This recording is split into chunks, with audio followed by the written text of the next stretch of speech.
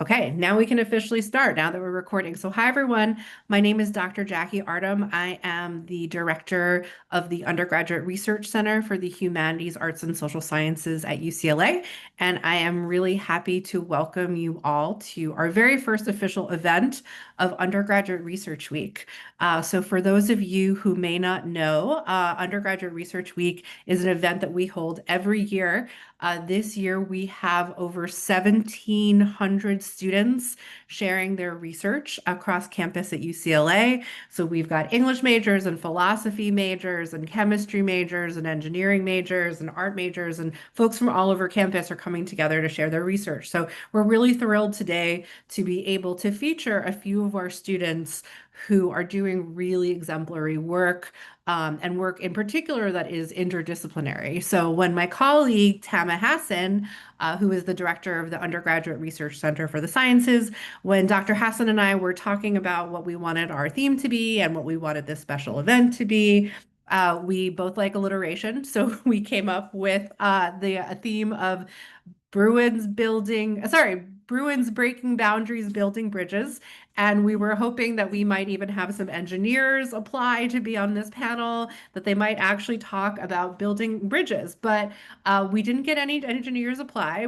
And everyone who proposed a paper about building a bridge was actually thinking about metaphorical bridges, which of course I like because I was an English major. So we are really thrilled today to be able to show off the work of some of our fabulous Bruins doing interdisciplinary research across campus. Just so you know, these are technically two back-to-back panels. So the first one is going to be on the theme of Bruins breaking boundaries, and the second panel, which will begin at 5, is going to be on Bruins building bridges. So without further ado, I'm going to hand things over to our moderator. Our moderator today is Dr. Kate Bonishow.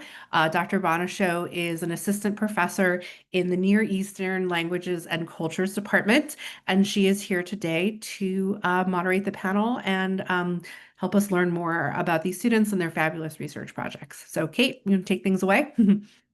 Thank you so much, Jackie. I'm delighted to be here to moderate the Bruins Breaking Boundaries and Bruins Building Bridges panels today. It's been a couple of years since participating as I've continued to participate in Undergraduate Research Week.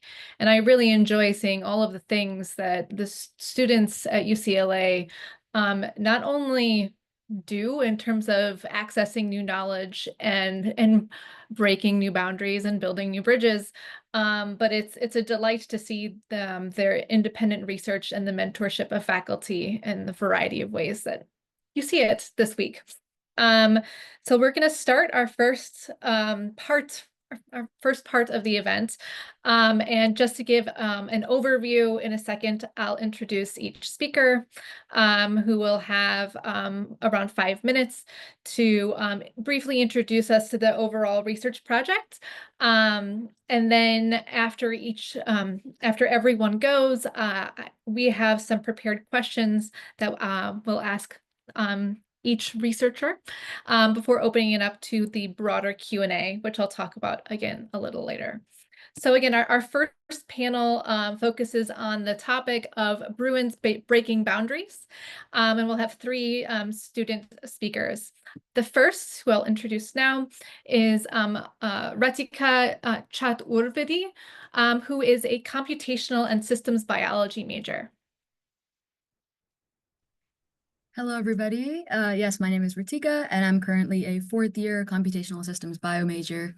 And I'm currently working with UCLA Health's Epidemiology Policy and Implementation Lab with the Geffen School of Medicine. And the lab primarily focuses on overdoses, infectious diseases, and homelessness in the LA County area, specifically. My work focuses specifically on looking at or understanding how fentanyl-related overdose deaths have changed across time and neighborhoods in the LA County, particularly before and after the onset of COVID-19, so around March 2020 in the US. And we're looking at how we can use data science to predict and prevent future surges. what we're looking at specifically, or what I've been doing for the past year or so, is developing predictive tools, a lot of data cleaning, and using that data, that historical and demographic overdose data, to identify and sort of preempt future spikes in fentanyl-related overdose deaths at the zip code level. And why fentanyl? Because it tends to be the most, especially after COVID, we've seen it's the most common contaminant in street drugs. And it's, very, very potent. So what we know about this area is that most overdose surveillance efforts currently in public health focus on broad state or county trends. And what we wanted to do is look at neighborhood level changes. So you want to be able to see changes, distinct changes between zip codes. And of course, use predictive modeling, because current public health interventions are largely responsive. So they respond after the fact, which, you can't really blame them. There's limited sort of technical intervention there. They don't have, tools to access. So what I did was I used public coroner data, and coroners basically handle death data, and coroners report to LA County, and from LA County we get public coroner data, and it's publicly available, and it has demographic information, how someone has passed, what drugs were involved, all of that. And I combined all of that and machine learning models to build a multi-part pipeline for three things: exploration, explanation, and prediction. So through, a few basic graphs and demographic breakdowns, we were able to confirm that in certain groups, in certain populations, and in the LA County in general, we have seen an increase during COVID-19. You can very well presume that with increased isolation and limited public health access during COVID, we can, like, the entire sort of overdose situation and the opiate crisis was exacerbated. And we were able to confirm that through our data. And what we wanted to create, and what I've been working on, is creating a improved sort of visualization. So I'm going to share with you a heat map that I've been working on. And this heat map specifically shows you, let me see if I can get the check boxes working. These are all the fentanyl related deaths. And this is a great visualization tool, because you can see how you have new incidences in neighborhoods that didn't have incidents to begin with pre-COVID. So if I do pre-COVID, this is what we're seeing. And then post-COVID, this is what we're seeing. So you can see that it's moved into areas there wasn't much incidence in, and then in areas that you'd expect incidents in, there were increased hotspots. And then, as far as the predictive aspect is concerned of the project, this was sort of the visualization and data science aspect. The predictive aspect, we're working on creating a sort of prototype of a dashboard that local public health centers can use to basically better allocate the resources they have, build pop-ups in areas that need medicinal pop-ups, and then also just generally allocate their resources well. We can't, of course, predict like year-round, the exact number of overdoses, but what we want to do is create a way that we can at least, on a monthly basis, expect to see an increase or a decrease in overdose deaths. So that's what I'm currently working on. And if I can get this dashboard to work, it is online, so just a second. And if it doesn't work, it doesn't work. I'll share it in the future. But right, so what we're looking at specifically as far as future directions are concerned is basically bringing this to the public, making sure that people have access to this, and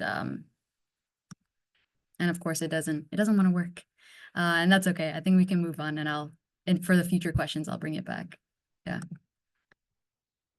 Thank you so much, Hritika. The technology never works when it needs to happen. It needs to happen. Okay. Fortunately, I know that all too well from teaching, and from research presentations as well. Thank you so much for your presentation. I look forward to asking questions later on. Our next speaker as part of the Breaking Boundaries panel is Emily Foster, who is a linguistics and computer science major. Emily? Hello. Let me share my presentation. So my name's Emily. I'm a linguistics and computer science major. I do work with Dr. Kramer Sadlick in the anthropology department.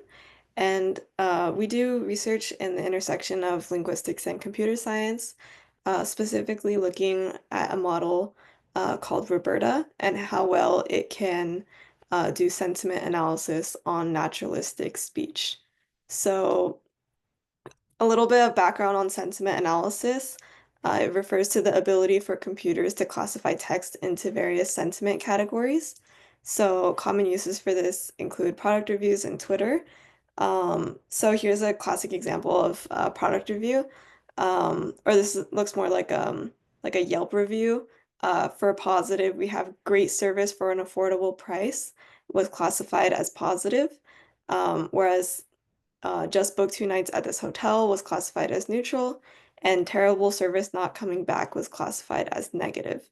So here we're looking at how well Roberta, this AI model, can detect these different categories. So for something like product reviews, this is really straightforward. It seems almost trivial. But specifically in this study, we're looking at conversational speech, and we find that it's a lot more difficult. So here's some examples. Here's an example of mixed sentiment. Because the kids they're wonderful now and I love them, but they also sometimes cause you a lot of stress.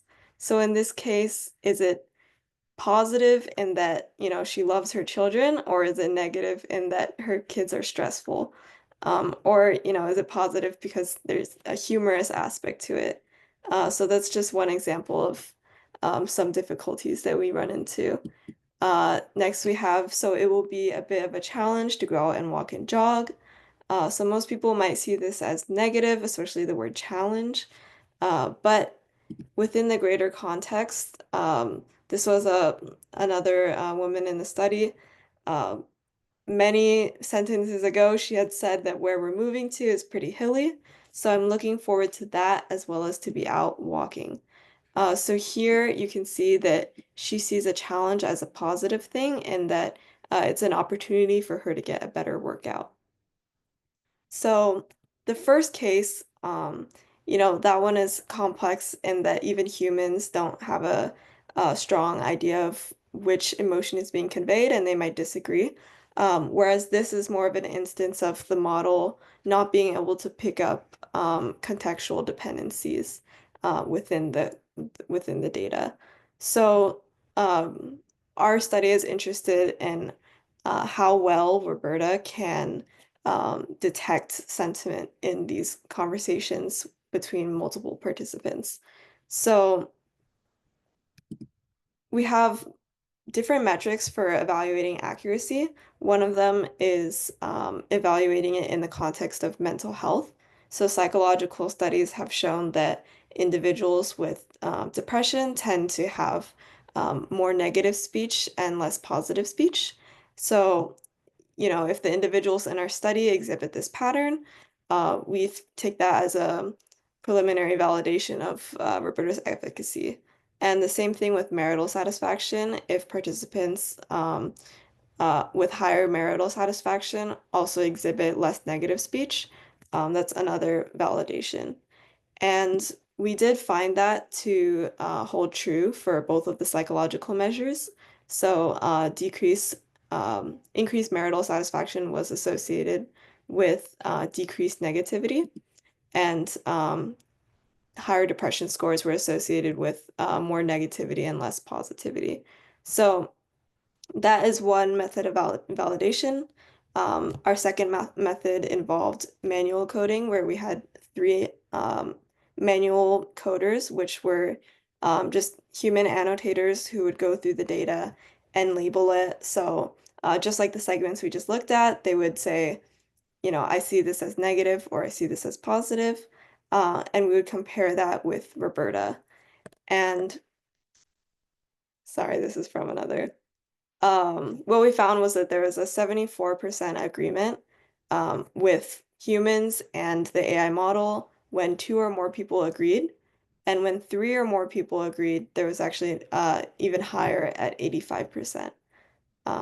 So yeah, that's just an overview of what we've been working on and the applications of this, go into social sciences and effective computing. It can be used for depression monitoring. There's a lot of different uses for using sentiment analysis on naturalistic speech. Thank you so much, Emily. Oh, I have so many thoughts on this and so many questions. I'm again also looking forward to asking you those as well. I promise I'll leave time for other people's questions though. Our final speaker as part of the Breaking Boundaries work, part of our workshop today is Jacob Thene, who is an economics major. Hey there, let me just share my screen real quick. Cool. So, hi, I'm Jacob Thene. I am a second-year economics major. I'm here representing Compass UCLA, which is a farm worker advocacy organization on campus. We're not part of any department technically. We're a student organization, but a large part of our activities on top of direct distributions and direct aid to farm workers in California is research. So this year our topic was evaluating the ethics of UCLA's food sources and suppliers. In collaboration with UCLA Dining, we looked into the suppliers of their top 25 fruit and vegetable items that they use in dishes and just that they serve at UCLA dining locations, so your dining halls and your takeout restaurants on the Hill. These are research questions. Y'all can read through them. I don't think we have enough time to go through them one by one. I'll bring them up later when I get to the results. And some current demographics. The population in California for farm workers is overwhelmingly Latino, born outside the United States, and Spanish speaking. Another important thing to note is that over 150,000 farm workers are indigenous Mexican, often meaning that they speak different languages than Spanish as their first language, which can create another language barrier moving forward. That's not too important to our research, but we just wanted to put it in context. UCLA also, as one of the reasons that they want to talk or that they wanted to work with us on investigating their dining suppliers is that they have a sustainability goal that includes kind of the ethical that includes ethical concerns about their suppliers. So they want to know that the people who are making their food and the people who are growing their food are being treated well. Again, points are given in their rating system for if something is sustainably or ethically sourced or if it's plant-based. Some other current farm worker issues include immigration. 44% of farm workers are undocumented. This is also kind of wide-ranging stat. You get a lot of different numbers depending on who you ask, which makes them vulnerable to deportation and employer coercion. Farm workers are also 20 times more likely than average to die from heat-related illnesses. This chart shows the projected increase in heat as well in one of the Central Valley counties. So it's going to get worse over time due to climate change. And in terms of labor rights, California agriculture workers also have over $101 million of wages stolen from them per year. In terms of our methods, we were given a list of suppliers by UCLA Dining, and we looked through data from Cal OSHA and the California Agricultural Labor Relations Board, both government agencies. These are the suppliers that UCLA gave us.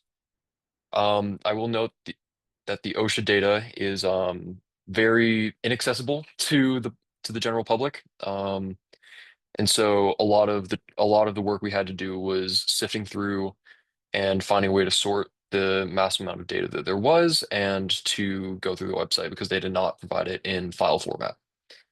In terms of our results, here's our research questions again for reference.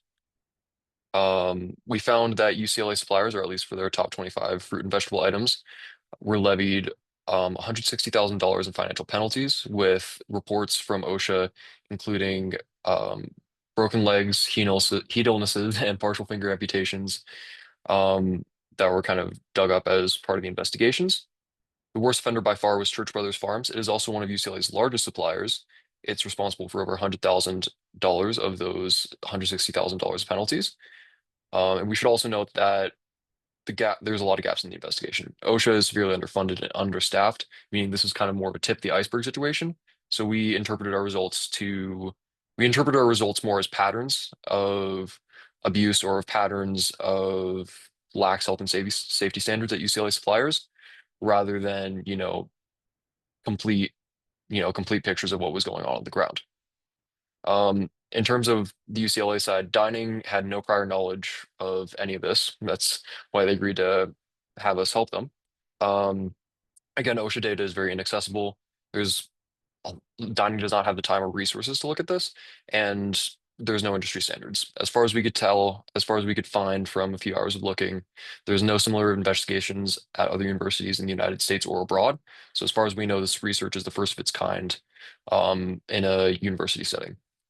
In terms of students' access, there's this data or the list of suppliers was not given on the internet at all. So we had to directly ask Dining. They did provide it upon request, but most students don't ask, so they don't feel a need to show this on their website. Yeah, we should also note that the Church Brothers, this is some extra information I had to find at request of Dining, but the Church Brothers average citation or average penalty per citation was higher than the California average. So as a result, when we talked to Dining and presented our findings, Dining has agreed to try to change the contract with Church Brothers to change it to another supplier. So a large part of our work as a student organization is to actually make an impact with our research. So when we found something very concerning in one of UCLA's suppliers, our work was not only to show that to Dining, but to push for change. Yeah, this is the Compass team for the research committee. It's one person for the panel, so we couldn't all present, but yeah, it was a group effort, and yeah, that was it. Thank you. Thank you so much. Thank you so much, Jacob. It's really interesting to see how much it's not just research happening within departments, but also with a student organization as well. So at this point in our in the panel, we have prepared some questions that we'll probably just go through in the same order that you guys presented on. We'll go through one question at a time. And after that, we'll have some time open for the audience. So the first one, I guess, would be for Hritika. How does your research break boundaries? And why do these boundaries need to be broken? Absolutely. So at the risk of sounding a little pretentious, I think there's the standard of something that breaks boundaries in public health is quite low. Anything that could possibly help them in terms of technology to, as far as like ease of use is concerned or predictability is concerned, any small change, even if it's like putting an Excel sheet into a different dashboard to make it easier to use, that would be considered, breaking a boundary. For this case specifically, the opioid crisis is real. It's increasing, and you can see it in cities like San Francisco. In the past 10 years, things have gotten so much worse. And we don't really want to see that in Los Angeles, not to put another city on blast, but I think for this specifically, this research specifically, it almost immediately can be applied to the county, to local public health centers that we're working with. It doesn't have to stay in the context of the lab for too long. As far as ease of use is concerned, now that my dashboard is working, I can quickly share because it's applicable to your question. This is the kind of sort of prototype we're working with. If you click on a zip code, you should be able to see next month's sort of surge probability. If I go to a zip code that's more so associated with Skid Row, you can see that the surge is likely next month. So you know where to allocate your resources accordingly. When you save, because so many government departments are so underfunded, when you save even an additional medicinal resource, or save someone's time. If you don't need an additional staff member somewhere, you're already sort of breaking boundaries in that context. So this is important work. Me personally, I'm currently an RA, and I've had 2 residents who've dropped out of school because they've had to deal with overdose related situations in their family. So this is at a personal level, something that you see, and you can't really, you go to downtown, you see it everywhere. So it's highly applicable work. And as far as like breaking boundaries is concerned, it's something that we're continually working on. This is research that we're continually building on. But even if we can provide a little bit of help to current workers, it breaks a boundary. Yeah. Thank you so much. Emily, same question to you. How does your research break boundaries, and why do they need to be broken? Sorry. I discussed, how sentiment analysis is currently used, mostly for structured text data sets. And, while that has applications in, for example, Amazon might classify reviews, those kind of applications have varying uses that, might not apply so much to um, ongoing research about mental health and other pressing aspects. When we talk about reasons that these need to be broken, recently I hosted a conference. It was a linguistics conference, and one of the keynote speaker was doing research in affective computing and looking at suicide watch and using this technology for keeping an eye on individuals who might suffer from depression. And you know, these types of predictive measures are actually really helpful for a variety of uses. And this is just one step in um, making sure that our applications are not only are they accurate, but um, are they unbiased?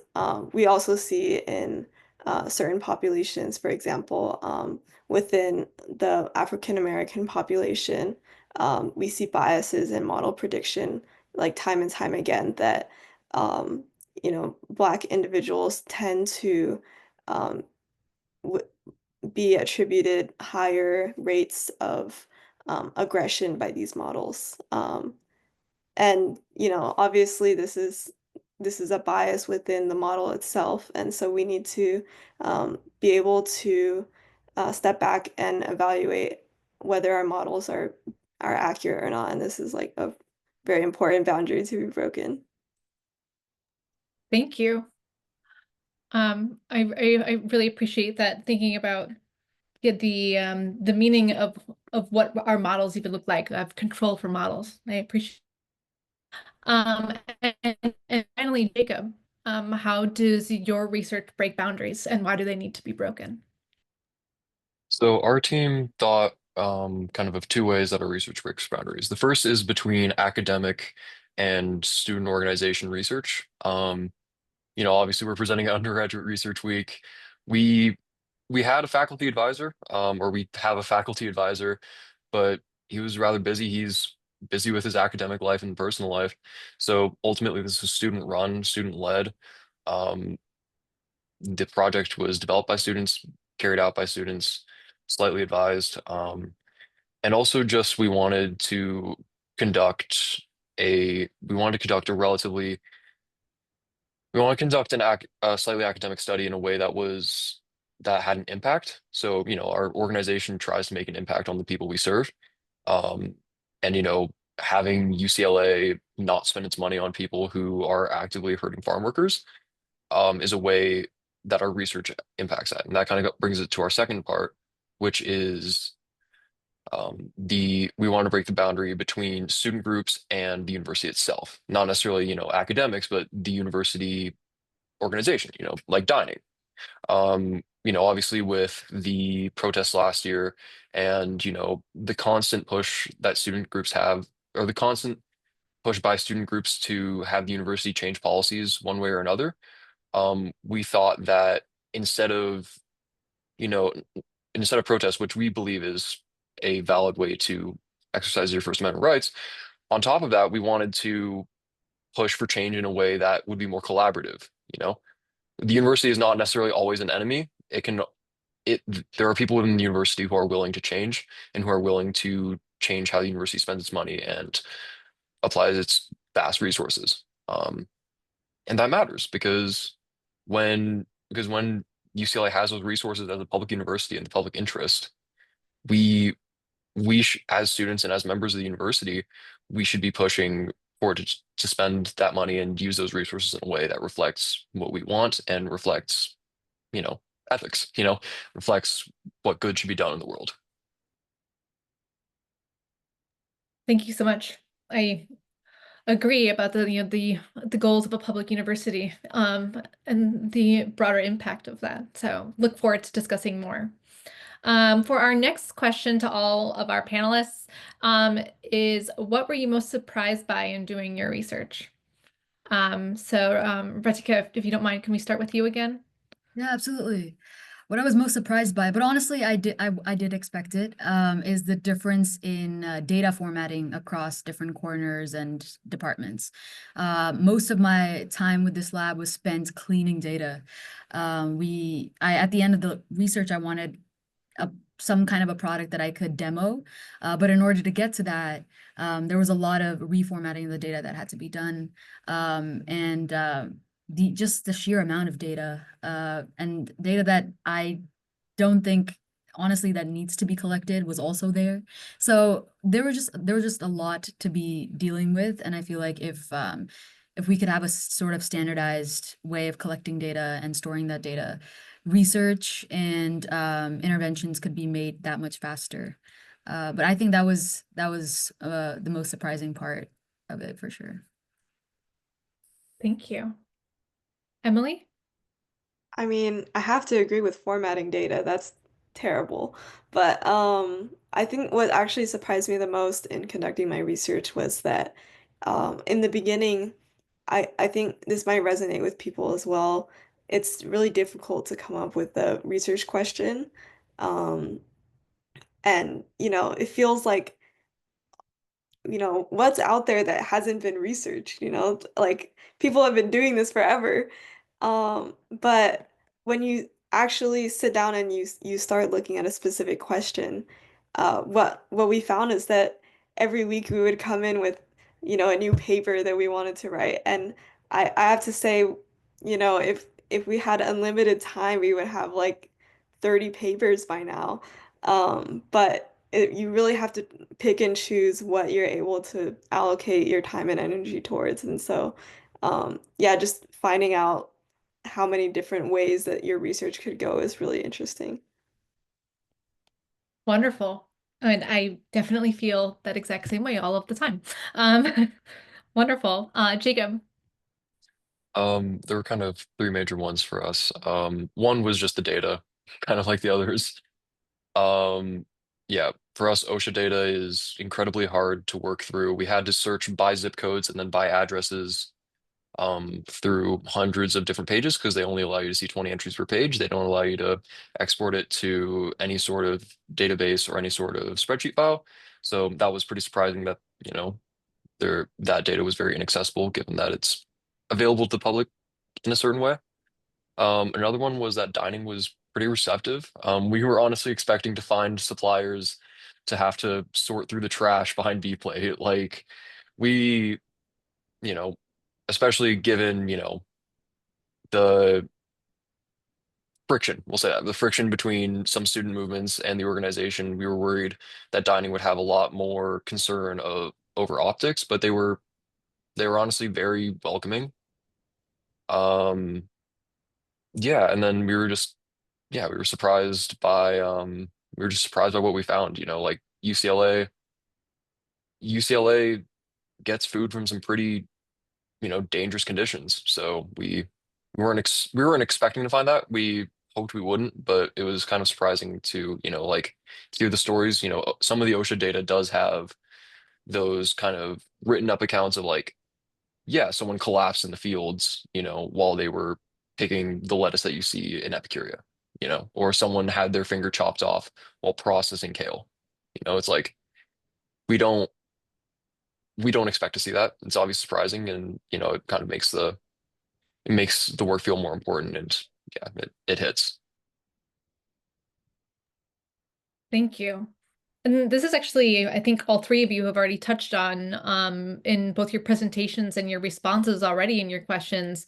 But I think everyone would benefit from hearing what you hope the impacts of your research are. And again, I know many of you have already touched on this, but what effects would you like to have your research to have on the community, both at UCLA, local Los Angeles, California, or broader communities around the world? To Hritika, yes. Yeah.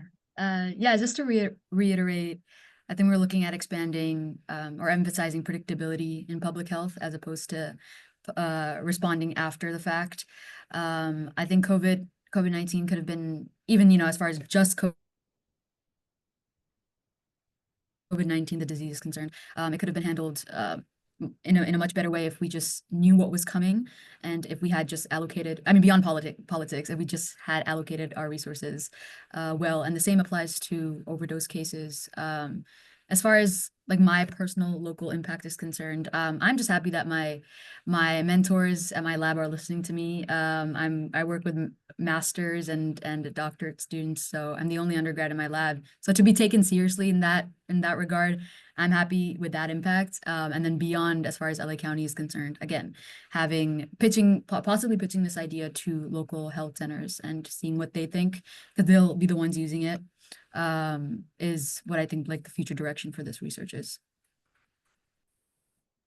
Thank you. Emily.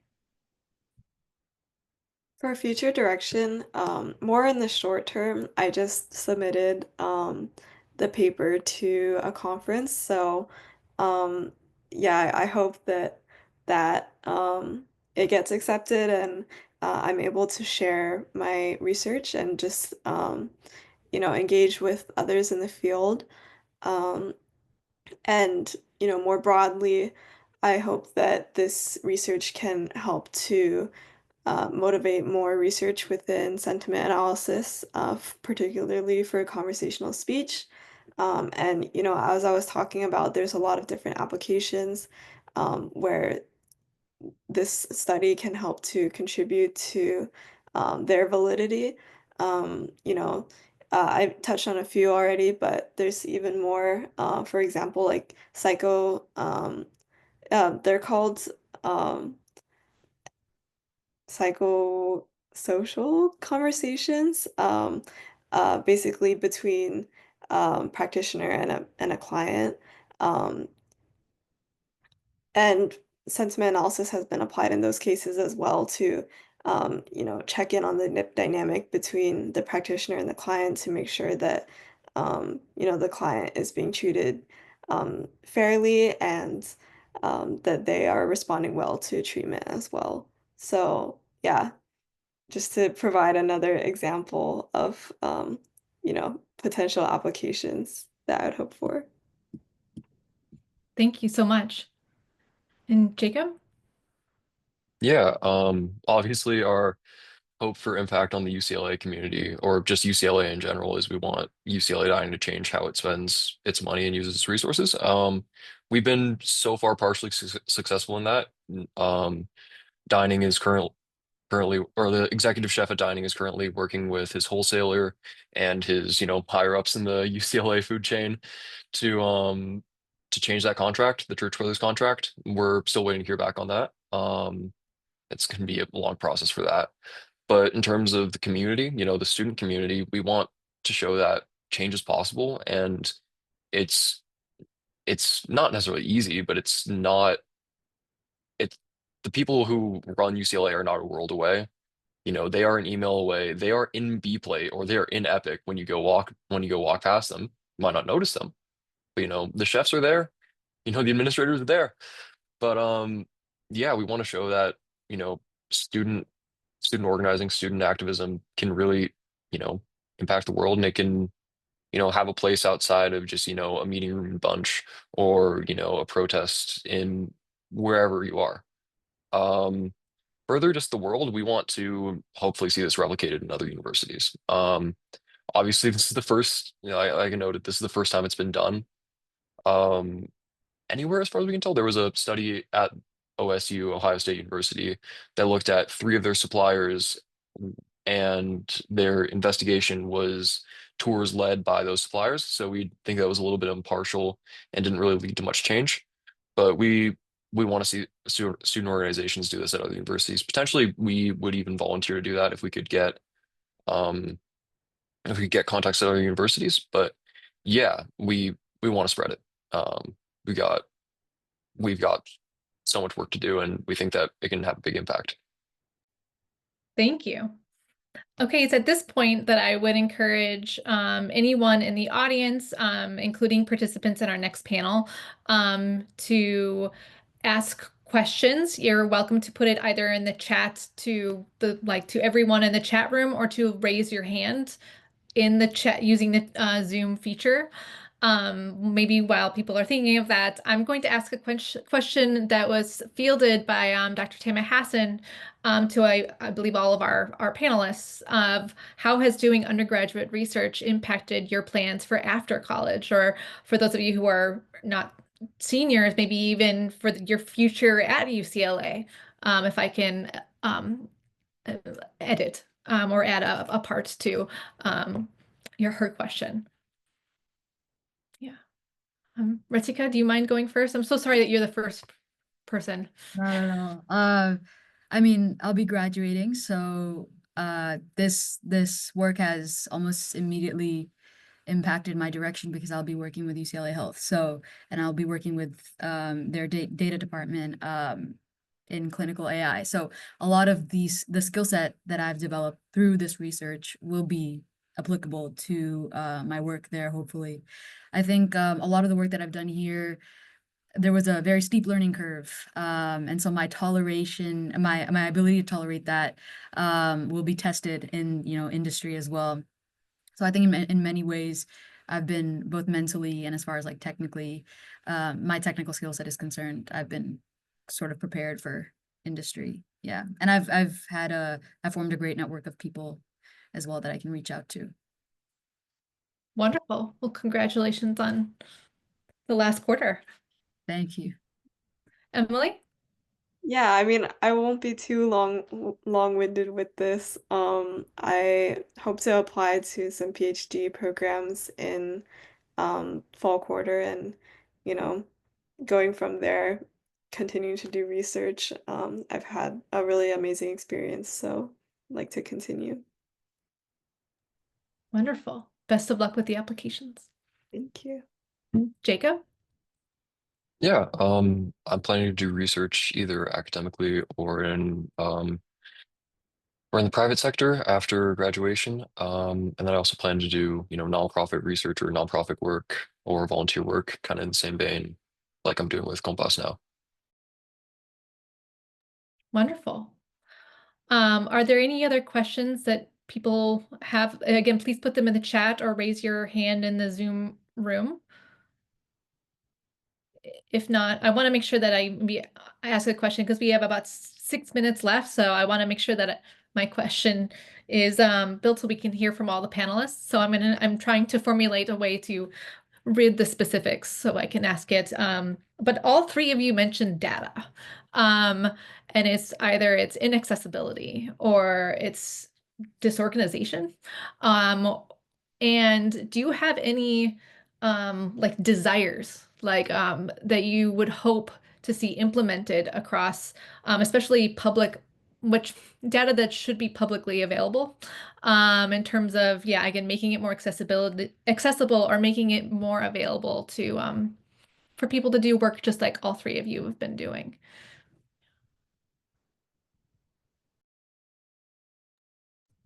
I think, or I can go first again. I think with a lot of, I mean, I've been working with, in the government space. So whether it's state or nationally, I think if we could have some kind of standardization.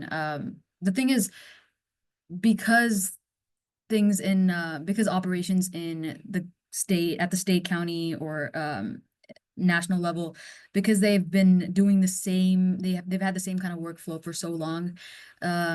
A lot of them are open to, but open to new, technological interventions, ways to move paperwork to Excel sheets, something as simple as that. They're open to it, but it takes so long. So a lot of them they're not quite open to open source work from contributors outside of people who are already outside of the government, essentially.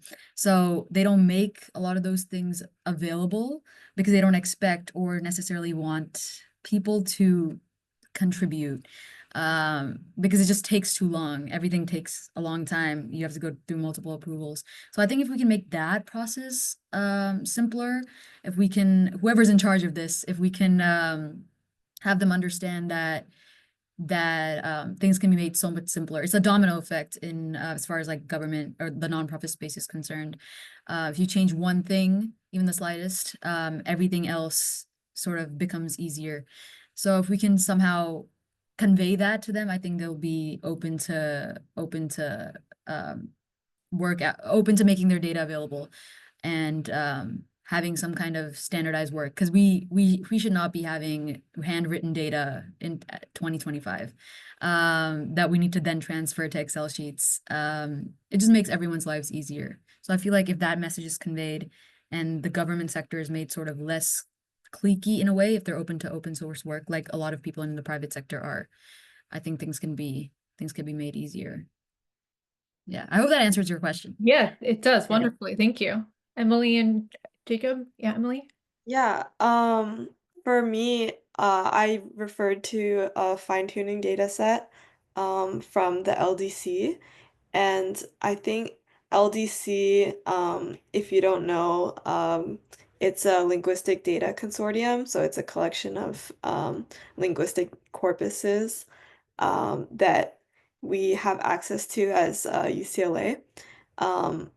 But the access to the actual catalog is restricted, and it's it took me at least 3 months to be able to talk to the professor and convince I mean, mostly it's that it's not managed by any libraries at UCLA.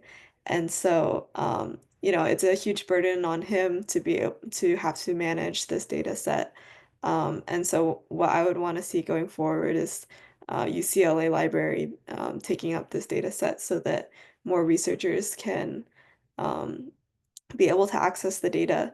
And a huge reason why naturalistic data isn't used for sentiment analysis is because of the lack of data sets, and the lack of access to those data sets to be able to fine-tune models and be able to use them. So yeah, that's in the short term what I would like to see. Wonderful. And then Jacob, is there anything you'd like to add? I think then that would finish our first session.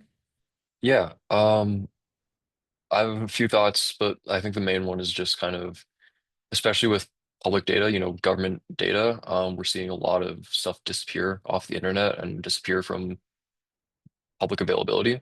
So I think, pushing for our data to stay public, and on top of that, also just making sure the people who collect our data are properly paid, who are, those agencies are properly staffed, like we said, there's like for at least for our data, there's a lot of stuff missing from OSHA. They can't be on the ground all the time.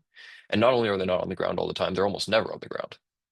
I think at one point there were only 2 investigators for the entire state of California for the Agricultural Labor Relations Board, which was another source of our data. Um, so it's not only, accessing the data that is there, but it's also finding the data that exists in the world in general. Thank you. I think it's really clear, I guess, maybe to close up, that all three of you are really breaking boundaries, or have already and will continue to break boundaries with the research that you're doing at UCLA. And I wish you the best of luck with all of that. Thank you so much for being part of our panel. Yeah. Thank you. Yeah. And it's at this point, we're going to take a 5-minute break just to allow everyone maybe to stretch a little bit, get some water. We're going to take a 5-minute break for our next panel on building bridges, which will begin at 5 at this exact same Zoom, so you don't have to leave the Zoom. And we'll start that at 5 and enjoy your breaks. See you then.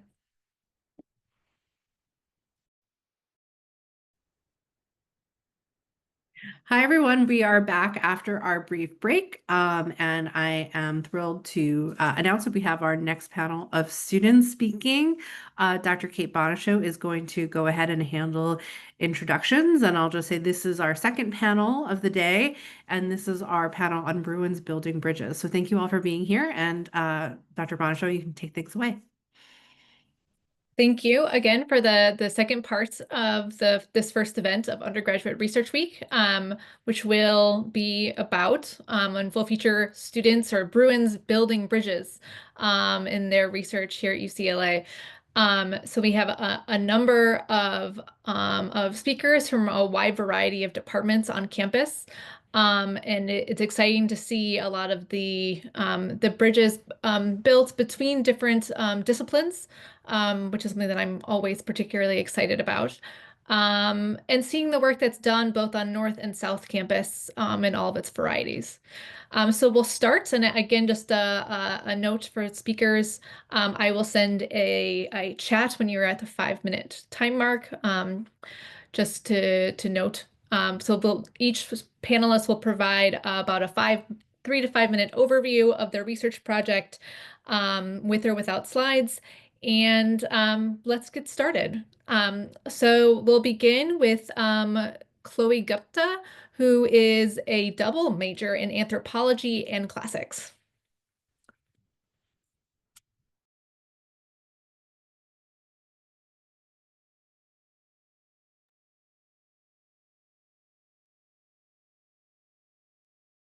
Can you guys see my screen? Yes, we can. Okay. So my name is Chloe, and my research project is titled Tracing the Origins of a Han Dynasty Artifact, Multidisciplinary Analysis of a Rare Bronze Qilin Figurine. So I collaborated with the Waystation Initiative in the UCLA Coates Institute of Archaeology. The Waystation Initiative temporarily houses archaeological and ethnographic artifacts awaiting return to their communities of origin, including this bronze Qilin figurine, presumably from the 3rd century CE China. In Chinese mythology, a Qilin is a one-horned creature resembling a unicorn, and it symbolizes good fortune and prosperity. While prior thermoluminescence dating suggested a Han Dynasty origin, and the dealer from whom it was acquired claims it was discovered along the Silk Road, questions regarding its authenticity persist due to its extensive restoration and its rare artistic style. There is only one comparable artifact that we know of. This research employed a comprehensive analytical approach to determine whether the figurine's material composition and its construction techniques align with documented Han Dynasty metallurgical practices or if it exhibits characteristics of modern alterations. This investigation determined whether the Qilin represents a genuine Han Dynasty artifact, a modern forgery, or a pastiche object, which incorporates both ancient and modern elements. And this determination will support the artifact's eventual voluntary return to China. So I did a lot of analytical methods, but I'll be super brief about what exactly I did. I used portable X-ray fluorescence analysis, which analyzes the elemental composition of a metal. I also isolated a sample from the figurine to examine under a high magnification microscope. And with all this data, I did a lot of comparative analyses with other bronze artifacts from various Chinese dynasties. And from all of these analyses, I determined that the core elements of the Qilin figurine align with the established reference ranges for authentic Han Dynasty bronze artifacts, which does support its authenticity. However, there were a few areas such as the ear, horn, tail, and stomach regions that deviated significantly from this pattern, which supports their status as modern restoration elements rather than original components of this artifact. I also looked at the pigment on this figurine. So I isolated samples of the red, orange, blue, and white pigments, and I found that all of them resembled contemporary pigments. So also this strongly suggests a modern restoration effort. But also due to the difficult nature of pigment identification, analysis is still ongoing. The second part of my research was on the cultural heritage side. So I aim to complete source analysis on the provenance documentation for this object from 2005, when this artifact was acquired. And I also plan to contact the art dealer from whom it was acquired to clarify its presumed geographic origin, its time period, and its cultural context, but he did not respond to any of my inquiries. So I also had conversations with Chinese archaeologists to understand the cultural and the ritual significance of Qilin figurines. And they explained that genuine Qilin figurines were not painted, they didn't have any pigment, and that this specific Qilin's construction looked too, quote, perfect. So they believe this object to be a forgery.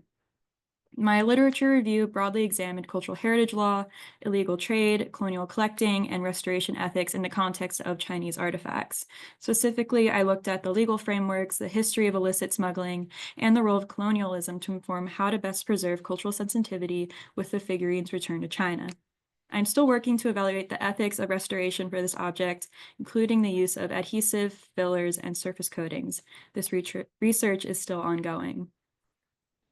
So collectively, these findings suggest that the Qilin represents a pastiche artifact, an authentic Han Dynasty bronze figurine that has undergone significant modern restoration and embellishment. This investigation will continue with additional analyses planned to further clarify its complex provenance and ultimately return it to China. That was it. Thank you so much, Chloe. Fascinating. As someone who studies ancient antiquity, very fascinating. Look forward to the Q&A section. Our next presenter is Kavya Pillai, who is majoring in psychobiology. Hi, everyone. My name is Kavya, and I have spent the past few months conducting an investigation under Dr. Toyama, and how wellness cultures push for restrictive, healthy diets contributes to orthorexia nervosa, and how this obsession with clean eating can lead to serious psychological strain and even hormonal disruption, particularly in young women. And so we're living in a time when clean eating detoxes and wellness rituals are praised not just as healthy habits, but as signs of personal virtue. And so medias we are all aware of, such as TikTok and Instagram, are filled with phrases like, your body needs a reset, or all processed foods are toxic. But what happens when those ideas go too far? And so that's where orthorexia nervosa, or also known as ON, comes in. So this is an obsessive fixation on pure or healthy eating. And so it's not officially in the DSM-5, but it shares features with anorexia and OCD. And so what is the key difference? The goal in ON is in thinness, it's control, purity, and moral superiority through food. And this is what I found. So first, ON is psychologically intense. So in one study, about 70% of female college students reported behaviors consistent with orthorexia. And these women weren't chasing weight loss. They were chasing a kind of idealized health perfection. So perfectionism, anxiety, and cognitive rigidity consistently showed up in the data. One mediation model I had reviewed showed that even positive traits like perseverance could become liabilities. And so people high in perseverance but low in anxiety were still at risk for orthorexic behaviors, suggesting that ON can be a proactive form of control, not just a reactive one. And secondly, the biological consequences were pretty significant. ON is often brushed off because weight might remain normal, but it can still disrupt hormonal systems. So I found evidence linking ON to low T3 syndrome, which means that basically the thyroid function is suppressed despite a normal caloric intake. And so many studies had shown that there were like thyroid hormone abnormalities, and also immune system suppression as well. And so what stood out to me most was how these physiological changes mimic starvation biology, even though orthorexic individuals may be eating regularly. And the difference is in what they allow themselves to eat and the obsessive anxiety behind every food decision. And lastly, the social and cultural context is key in qualitative interviews. Nutritionists described this need to teach people how to eat again, um, because social media had distorted basic nutritional understanding. And nearly all clinicians surveyed said that ON patients avoided social meals and showed normal to low body weight, yet they were deeply anxious, self-critical, and socially withdrawn. And so this makes ON harder to detect because many of these behaviors, um, such as meal planning, avoiding sugar, working out daily, are praised. But when health becomes a kind of moral performance, it becomes hard to distinguish between true wellness and harm. And the two like findings that I kept coming back to was that there was higher nutritional knowledge in women with insulin resistance, which actually increased the risk of ON. And so the more knowledge they knew, the more rigid they became. And the second was that even healthy orthorexia, not clinical ON, still correlated with anxiety and reduced flexibility. So even subclinical behaviors may carry psychological costs. And all of this raises a deeper question. If healthy eating leads to guilt, anxiety, social isolation, hormone dysfunction, is it really healthy? And so where do we go from here? We need biological studies that don't just borrow from anorexia, but investigate ON as its own entity. And we also need validating screening tools that can distinguish ON from like health consciousness. And we also need to challenge the cultural systems, especially online on media that reward food control as moral excellence. So orthorexia nervosa lives at this like intersection between mental health, um, like sociocultural context and physiological regulation. And it continues to rise in especially like high achieving populations. We often see or look up to as doing everything right. So as researchers and clinicians, we need to start asking not just what people eat, but why and at what cost. Thank you. Thank you so much, Kavya. Really fascinating. And I think I saw a lot of videos that might be part of your data sets, just in looking at my phone already today. Our next speaker is Mai Vu, who is a major in public affairs. Okay, I'm going to give sharing screen a shot. So let me go ahead and try to do that.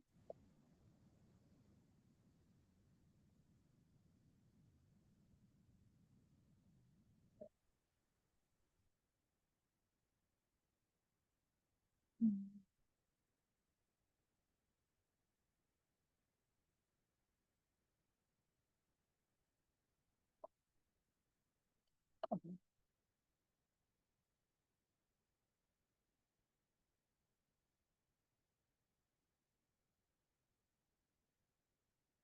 Can you see my slide? Yes, it looks perfect. Okay, perfect. Mhm. Sorry about that. Anyway, hi everyone. My name is Mai, and I'm excited to share my departmental honors thesis with you titled Designing Utopia, a history of the interplay between power and space in Los Angeles' built environment. So for modern Angelenos, accustomed to urban sprawl and long commutes, it may be difficult to imagine that the downtown plaza and surrounding streets once functioned as the crossroads of all civic, social, and economic life in LA. Just over a century ago, that's exactly what Los Angeles was, a compact town where every aspect of civic life, living, working, socializing, worshiping, and receiving government proclamations was centered around this grand central plaza. And living near the plaza wasn't just convenient, it was prestigious, with elite residents vying for the prize lots and buildings that defined the plaza to display their wealth and their status. And given this rich urban core, it does seem reasonable to expect that after US statehood in 1850, American authorities would build upon it, but instead they chose to dismantle the civic center and disperse development across the landscape, relocating government offices and business districts to separate areas rather than keeping them at the plaza. On top of that, instead of settling among the Spanish elite who had long lived around the plaza, American newcomers established themselves on the outskirts, laying the groundwork for today's suburban commuter zones. So at first glance, this decision to dismantle the inherited landscape, to build over the plaza town and replace it with a rigid system of subdivided rectangular parcels for sale, might seem like just a bureaucratic convenience. And in part, this rationale is true. Early American officials and land surveyors institutionalized clearly defined property lines and land transactions as core justifications for redividing the land. And yet that explanation doesn't fully hold up under scrutiny.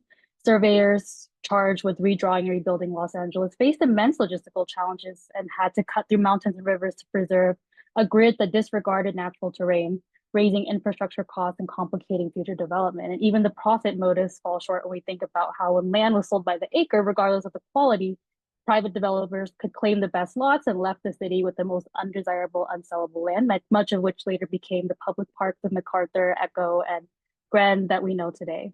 To trace the forces behind this spatial transformation, this thesis synthesizes evidence from primary and secondary sources. In particular, I draw from archival materials across LA County with a focus on spatial evidence through native artwork, language from the laws of the Indies, diseños, surveying records, expedition logs, newspaper archives, congressional hearing transcripts, and photographs. So starting off, under Spanish colonial rule, urban planning was an extension of imperial authority. Royal ordinances, particularly in the laws of the Indies, codified a hierarchical spatial framework that mirrored Spain's centralized institutions, namely the monarchy and the Catholic Church. In Los Angeles, this took material form in the Los Angeles Plaza, the symbolic and administrative apex of the town. The plaza functioned as essentially the seat of power for the king's local delegate, with the main church prominently facing it to signify spiritual and political legitimacy. Encircling the plaza were essential civic institutions, so the government building, city hospital, municipal jail, and the residence of the social elite. Streets extended outward in a rectilinear grid, linking the town's outer edges back to its central core.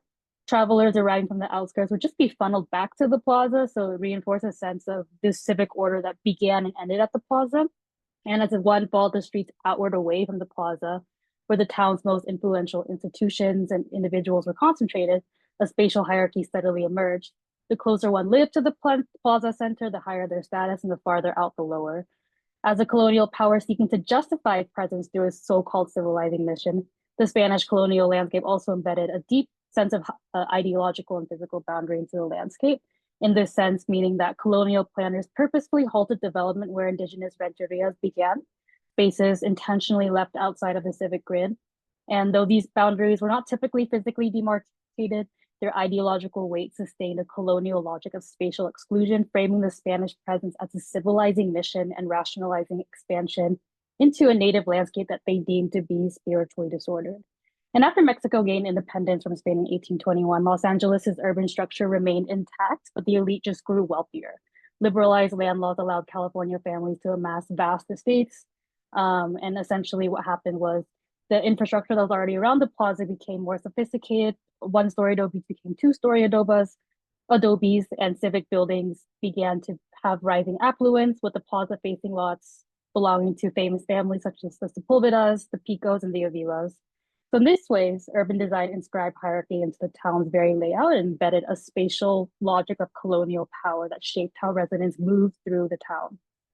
And after the American Revolution, going back to this time, the United States faced a fundamental challenge: how to divide, govern, and sell its newly acquired lands. Thomas Jefferson, renowned for both his visionary ideals and inherent contradictions, offered a radical answer to impose a rational system of land division using a grid of uniform squares, meaning that streets would run precisely north, south, and east, west, creating blocks that align with lines of latitude and longitude. And this was rooted in a Cartesian logic of graph paper that essentially envisioned the land as an empty grid. And despite a lot of pushback for this plan that a lot of people deemed impracticable for a variety of reasons, Jefferson was able to push his vision through Congress by arguing for this ideological purpose, which was that at the heart of this vision stood the white yeoman farmer, privately owning and laboring on this small rectangular plot of land, independent of the aristocrats, monarchs, and entrenched hierarchies that characterized Britain. And the grid in this sense was meant to spatialize equality and self-governance, because each plot was the same size, shape, and value, and no one parcel held inherent privilege over the other. Of course, his egalitarian republic Jefferson envisioned was riddled with hypocrisy and was racially exclusive, and he made it clear that full political participation was reserved for the white land-owning man. But despite these early objections, Congress ultimately bought into his vision and implemented the grid through the public land survey system. So essentially, to realize the American vision for Los Angeles, the plaza had to be pushed aside. And for these particular reasons that I kind of talked about. So with Spanish spatial design embedded hierarchy, Americans were anti-hierarchy. There was a plaza was an uncontested seat of power, and then the American administrators they wanted decentralized power. For the sake of time, I'm going to go ahead and move to my last slide. So all that physically remains of this layered path is the Los Angeles Plaza Historic District, now just 44 acres and just 0.5% of the original Pueblo land grant. And if this thesis offers one central insight, it is this: what makes the built environment and the ideologies embedded within it so potent is in fact their capacity for normalcy. If we understood these urban design features as deliberate constructs of ideologies shaped by human decisions about what utopia should look like, they could become subject to critique. After all, any ideology can and should remain open to discussion, but that process begins with recognizing that the ideologies are built into the very layout of our cities, and it's about time that we really started to pay attention. Thank you so much, Mai. Okay. I think we'll be turning to our last panelist for the Building Bridges workshop today, who is Ibrahim Yassin, who is a human biology and society major. Ibrahim. Hi, hi everyone. My name is Ibrahim. I am a junior human biology major, and my research is on sleep and quality of life in dementia care. I was initially planning on sharing slides, but I think I'm better off just doing it discussion style.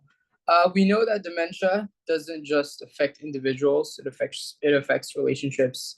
One of the most important relationships being the person that is living with dementia and their caregiver, who's usually a spouse or a family member. These caregiving pairs, also known as dyads, are at the heart of what my research is about. So a major issue that both members of these dyads face is poor sleep. People with dementia wake up frequently at night, and their caregivers often lose sleep trying to manage these disruptions. So over time, this can lead to stress, burnout, and a lower quality of life. And this is not just for the caregiver, this is for the person with dementia too. My research asks two questions. So first, is there a connection between sleep problems in these dyads and the quality of life of the person with dementia? And second, does this connection hold even when we factor in other important life things like caregiver stress or how independent a person with dementia is in daily life? So to explore this, we studied 45 caregiving dyads who were already experiencing sleep issues. We tracked sleep using like wearable devices and diaries and like questionnaires, and collected information on mood, stress, and daily functioning. So quality of life was measured using a tool designed specifically for people with Alzheimer's. And what we found was that caregivers who slept poorly tended to report lower quality of life for the person they were caring for. But this is a key when we accounted for how well the person with dementia could manage daily tasks like dressing or cooking. That could links between sleep and quality of life kind of had a blurry line in between. So in other words, the more independent the person was, the better their quality of life seemed to be regardless of sleep. But what does this mean? Sleep is still important, but it's not the only factor. Supporting independence in people living with dementia may actually make a bigger difference in their overall well-being than improving sleep alone. So looking ahead, I think this research encourages more like holistic dyad-centered care models and more support for caregivers. And I think they are like truly the unsung heroes in the healthcare system. Thank you for listening. So I think maybe that was a little bit too short, but that was like, You're fine. okay. Wonderful. Thank you so much, Ibrahim. Okay, at this point, I think we can move to the questions that we pre-circulated to you all.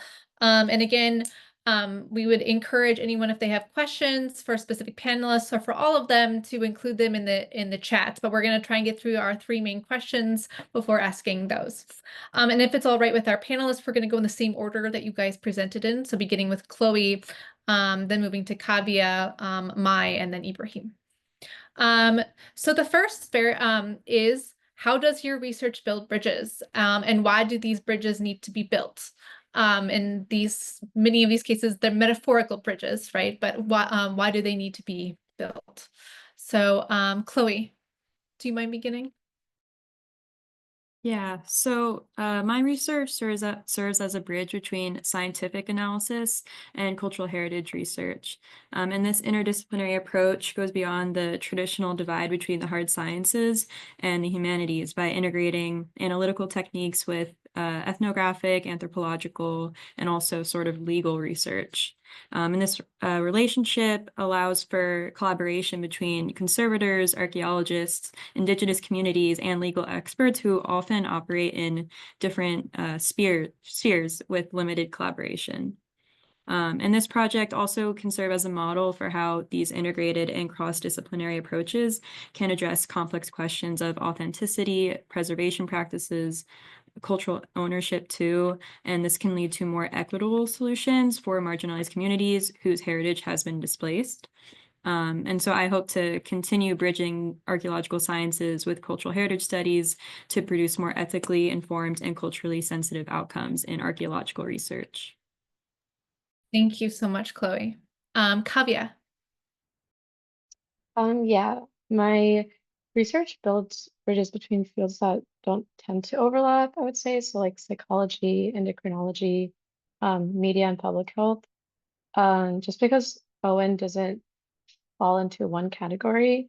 So it's part mental health, part physical health, and it's pretty heavily influenced by cultural and social media, especially. So to really understand what's going on, we need to connect all those pieces. And a lot of the young women I'd focused on weren't being flagged by doctors or even like the eating disorder screeners, just because what they looked like they were doing seemed like healthy on the surface, by avoiding processed foods, exercising, tracking meals. But when you look closer, those habits are being driven by anxiety and this pressure to be perfect and a fear of doing something like pertaining to health wrong. And these bridges are pretty important because without them, we miss what's really happening, and because of that, people fall through the cracks. And then we end up treating the symptoms such as burnout or hormone issues without even like treating the actual root issue. And so I think by building those bridges, we can, I think like not only for my research, just for everyone else's research as well, you can actually like get a holistic and like you could just see the full picture, and can actually like support people before like, things get worse. Thank you. Okay. Mai, could you answer how does your research build bridges and why do these bridges need to be built?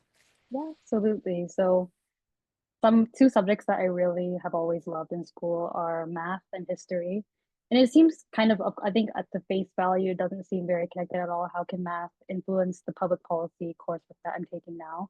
But something that I realized as I went through my thesis and studied this idea of Los Angeles being shaped like a piece of graph paper in a grid format, I realized the ways in which, just as how math is so unchallengeable and absolute in, reaching the right answer and solving a problem using these particular formulas, in that sense, math has become this permeator of absolutism and inscribing different types of things that that don't lend themselves to being questioned.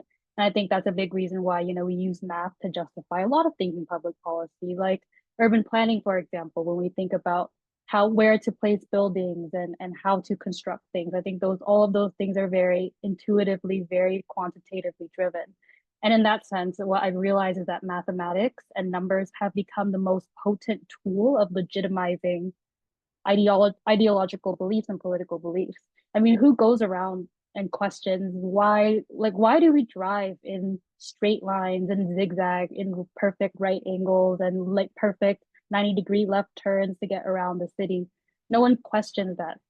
And it's the power of math that allows a lot of these systems to flow. And it's with our ability now to question even the most absolute of disciplines like mathematics to really understand and make progress in our society.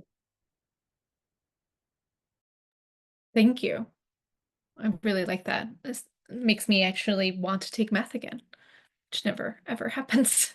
And then finally, Ibrahim.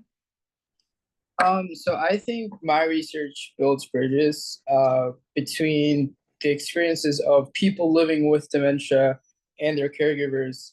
Instead of looking at them as separate entities, we see how their sleep and daily lives affect one another. These bridges matter because caregiving is a shared journey, and supporting one another and uplifting one another kind of helps both parties at the same time. Wonderful. I couldn't agree more, especially based on your presentation. Our next question for all panelists is, what were you most surprised by in doing your research? So, Chloe, please. Thank you.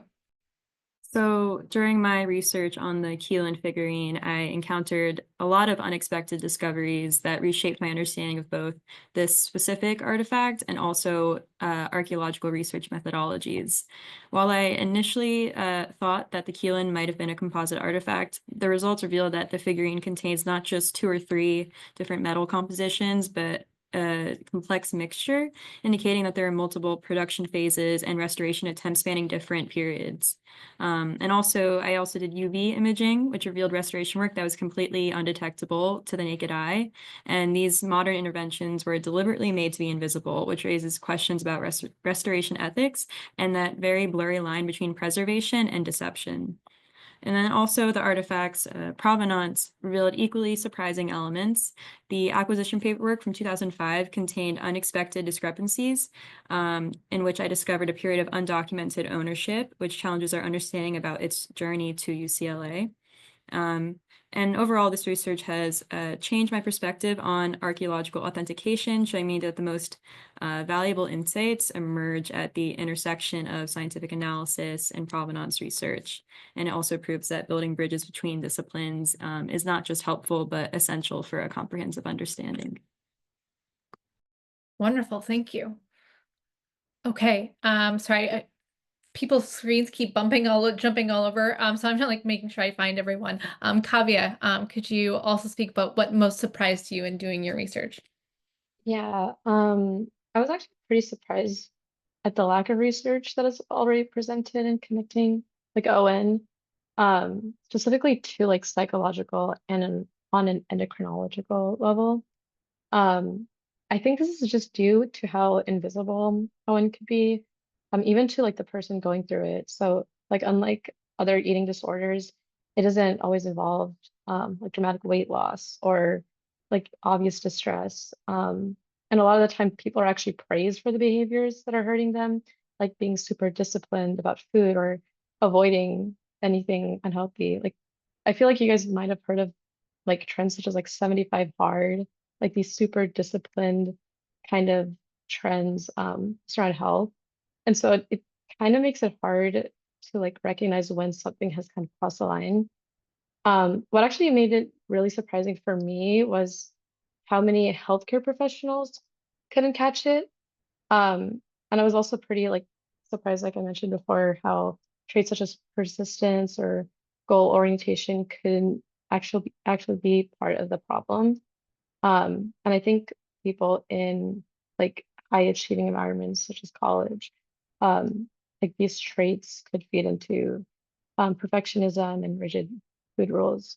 So yeah, a lot of that had like challenged my assumptions about what like being healthy meant. Thank you. And then Mai. Yeah.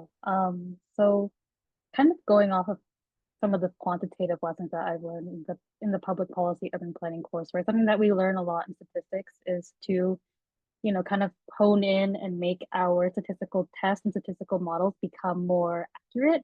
We cut out the outliers. That's the goal, is to reduce the margin of error, reduce standard deviation, and all those things. Something that I learned in this particular research, working with historical methods, working with the archives, is that there's actually a lot of power in telling a story and really digging deep into what these outliers actually mean and what they say. Um, I mean, there was a chapter in my research where I was talking about the origins of the Spanish colonial plaza, and most of the abundant literature had discussed how the Spanish plaza was kind of like an origin and legacy of the Roman Forum and the Greek Agora. But in doing some further research into what actually transcended on the ground when Spain colonized the New World, we see this kind of striking contradiction in that there were already these in local civilizations, there were these settlements that were concentrated around the central open space already in the local and indigenous landscape.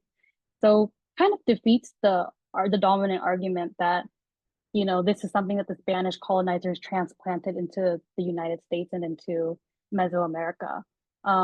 So simply by looking at this particular outlier, I would call it, that I don't think has been thoroughly discussed, I was able to formulate a new way to look at the Spanish origins of the plaza. And I think there is so much power in looking at the outliers. And I think that it's something that I wish quantitative researchers did more often in their research as well. Wonderful, thank you. And then Ibrahim, what was most surprising? What were you most surprised by in doing your research? So I was most surprised to find that poor sleep in caregivers, while important, didn't have a strong link to the person with dementia's quality of life once other factors were considered. What stood out more to me was the impact of daily functioning. So how independent the person with dementia was, like doing activities on a daily basis, like walking, getting around, prepping food on their own, managing finances. And that really shifted my focus towards like a more holistic approach of care. So yeah. Great. Okay, let's turn to the last question that we pre-circulated. What do you hope are the impacts of your research? What effects would you like your research to have on your community, either here at UCLA, in Los Angeles, California, or the broader world? So, Chloe, mind? For the Qilin figurine itself, I hope that my research will establish a more accurate understanding of its composition before its eventual return. And I hope that this knowledge will inform its proper storage conditions, guide its preservation treatments, and verify its authenticity and cultural significance, and also insights into Han Dynasty technologies and cultural practices. On a wider scale, I hope for this study to serve as a methodological model for future research on UCLA Way Station Initiative artifacts.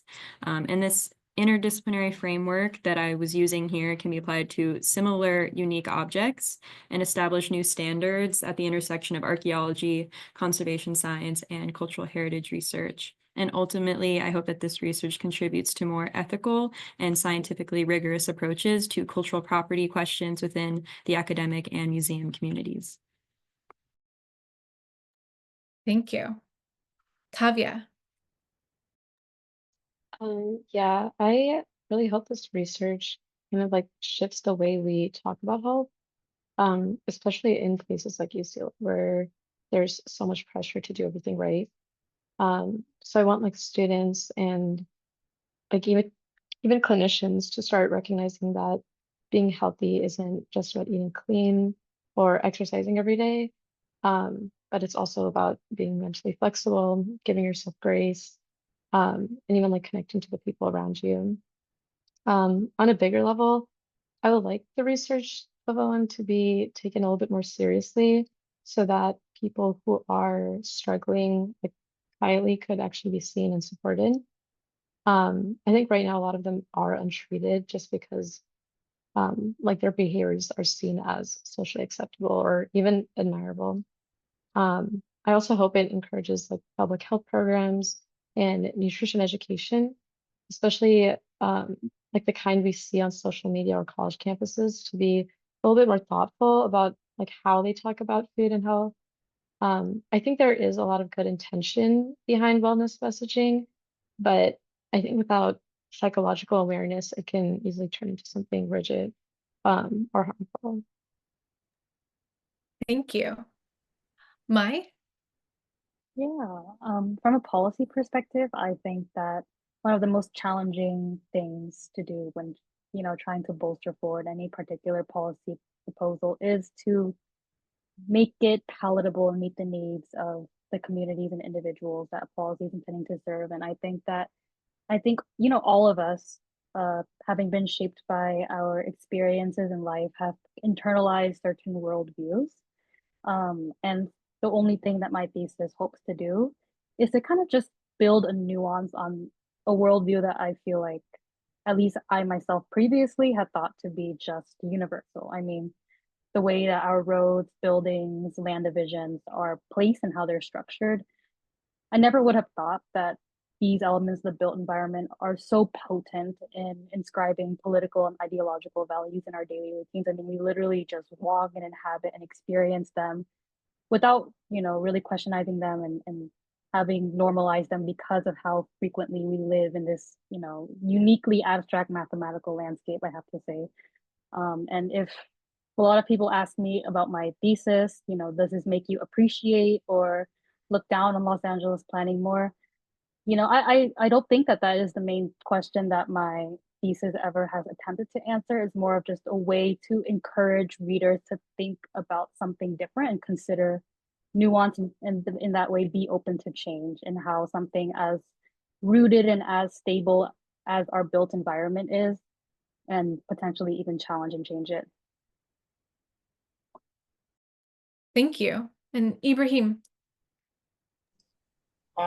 So I hope like my research encourages more care models between that treats both the patients and the caregivers as a team. I think at UCLA and beyond, just creating a culture that values dignity and relational health, especially as more families are affected by dementia every year. I think a better goal is to like better support systems that improve the quality of life for everyone involved in the process. Wonderful. I think actually, Dr. Hassan's question from the previous panel, I think it would be actually really great to hear from you guys about it as well. So if it's all right with her, I'm going to ask it again. How has doing undergraduate research impacted your plans for after college, or for those of you who still have a few more years at UCLA, your future plans at UCLA in terms of research? Chloe. So I am graduating this quarter. I have no idea what I'm doing after the summer, but I think that this research experience really helped me develop my interests in my field. And I think it's going to be super helpful for when I apply to graduate school, hopefully soon. Best of luck with your graduate school applications. Okay, Kavya. Yeah, likewise, I'm also graduating this like spring. So I'm taking a gap year. I'm thinking about going into like health education a little bit. So I hope I could create conversations that go beyond like I think like the traditional topics such as like calorie count or nutrition labels. I think overall this research has taught me that like effective health education has to be trauma focused, psychologically aware, like culturally sensitive all around. I think really just addressing the core issue and just really talking to people is what kind of addresses all the issues that kind of spur out of it. Congratulations on graduation, and best of luck with all of that and the gap year. Okay, Mai. Yeah, so I am also a graduating senior, graduating this spring.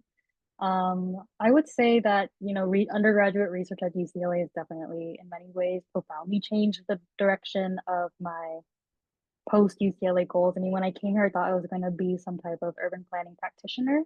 I realized, you know, after doing the big picture research of this undergraduate thesis in particular, that I don't think that I will be satisfied in life by just, you know, by going into practitioner work. It has opened my eyes more to the idea of research, something that I never really considered when I came here as a first year student. And I think that if I was to kind of promote the idea of undergraduate research and undertaking a thesis to other undergraduate students who are, you know, who still have years left at UCLA, then I would definitely say that doing undergraduate research like this has helped me really learn how to ask a lot of critical questions that I think has really lent me well to, you know, applying for jobs and ultimately landing my postgrad role in a research institution. And I think that there are really a lot of transferable skills to doing research, and it's just a real big privilege to be able to do this at UCLA. Wonderful. Best of luck with all your future plans. And then you. Ibrahim. Okay, so I'm actually not graduating. I'm a junior, so have one more year left. I think undergraduate research was really fun. I was more on the clinical side of things with this one, but I'm trying to get my hands dirty in wet lab sometime this summer or by next year. Definitely looking forward to grad school somewhere in the health field, but we'll see where it takes me. Wonderful. Best of luck with maybe wet lab work and other health field endeavors. We have about 10 minutes left, so I want to reiterate that if you do have questions, please feel free to either put it in the chat for everyone to see or to raise your hand using the Zoom feature. As before, I do have a question. I tried thinking of a broader theme that applied to each of your papers beyond just the, you know, the building bridges part. And I think, I don't want to say ironically, because I don't think it's ironic at all, but I do see that in all of your all presentations, you can clearly see you're building bridges between fields or data sets that are often not put together. But I also think all four of you showcase the importance of also making sure we understand the contexts, the like embeddedness of your data sets, your patients. So can you talk about maybe your how you've balanced making sure that you can notice all the intricacies, the history, the details, with wanting to find new methods or build bridges with other disciplines? Because it's a hard, sometimes it's a hard thing to balance, right? You can't build a bridge unless it's thoroughly, it has a foundation, right? So I don't know. Sorry for not sending that question to you earlier. I didn't realize it until you spoke. Chloe. I did find it difficult to kind of do research in multiple different disciplines, which have very different ways of doing research. And integrating that was definitely difficult when writing up my report on this research. Because you kind of, I mean, I did science methodologies, which uses a very different part of your brain than looking at indigenous communities and repatriation laws. So I kind of had to split it up. Like I did a few months of the material analysis and then I kind of fully switched and then did more of the literature review. And I did find it a little bit difficult to really get all the intricacies, but it was really rewarding. And I feel confident that I could do it again. Thank you. Kavya? Yeah, likewise, I also found it pretty difficult. I found that like the more I kept researching, like the more I kept finding out in other areas that kind of connected to it. Um, but I think that's kind of how research is, in that you can't really address everything at the same time. I think part of it is just like you said, like building a foundation first. So I just looked at other models. So like I looked at other research such as like biopsychosocial models, and then try to base my research on that. And even like when there were times when I wanted to address like other areas or other fields that probably connected to mine, I kind of just focused on what my initial research question was. Kind of just kept going back to that just to solidify that knowledge. Thank you. Mai. So I think for the question of how to lay the foundations that may not be readily there, I think that, I think the academia as a whole, I believe, is kind of grappling with this broader issue of, how to make our research less esoteric and more accessible to broader populations and disciplines in that sense. I think that the way that I have been able to kind of work towards that goal is simply to talk to people who may be subject matter experts in different fields that I am not in, and then gauge their responses and their reactions, and if they can understand the arguments that I'm making. I didn't realize when I was starting this thesis that there would be a clear mathematical philosophical connection.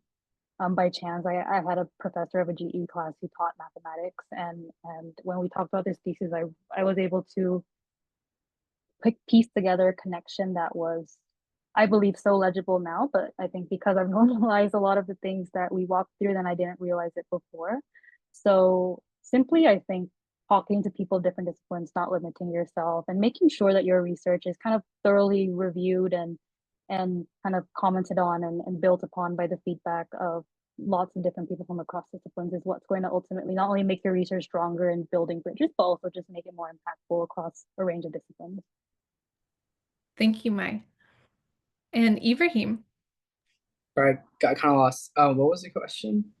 Oh no, I have to remember my exact question. Oh, shoot. Everyone did a much better job.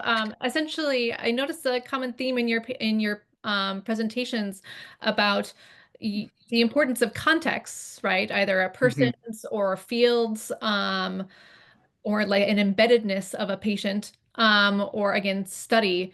How do you balance that with being interdisciplinary between connecting data sets that are often disconnected or even fields of study that are often disconnected?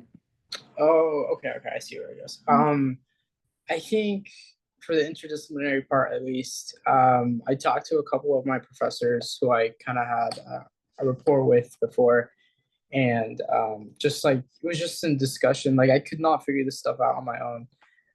Just like finding the complex similarities and differences between the fields was like I couldn't sit down and do it on my own. I had a lot of my professors like chipped in a little bit of their like 1 cent spiel, which really helped a lot. But yeah. Thank you. This is time for any other questions that anyone might have? Okay. Sorry, I'm just noticing the comment. I was delighted to hear these presentations. All 7 presenters, as people are saying in the chat, I learned a lot. I mean, it helped me get out of my like niche study of ancient Judaism and ancient Aramaic inscriptions. So I learned a lot in all of your presentations, and it's really a delight to see all the work that you guys have done, and all that you can do with the skills and interests that were built and will now bridge out during your time at UCLA and after. So thank you all for your research presentations, and congratulations on the research that you have completed at UCLA. And thanks. I'm just going to jump right in and say, can we do a huge round of applause for all of our student panelists? You can it can be an emoji applause. That's fine. It was really fantastic to hear from you all today. And I feel like we got so many different perspectives on research and saw, that research can look like so many different things, right? It can look like archaeological analysis. It could look like, sort of ethnographic. It can look like all kinds of different methods. Sorry, I'm a little tired. It's the end of the day. We've got lots of different methodologies, is what I'm saying. So thank you all to our student presenters, and thank you to Dr. Kate Bonishow for stepping in and moderating this fabulous panel. I hope you all enjoy the rest of Undergraduate Research Week. This was just the beginning, and take care, everyone. And thank you again to our student panelists for your fabulous work. Bye, everybody. Thank you, Jackie, for organizing everything. Bye, everyone. Everyone.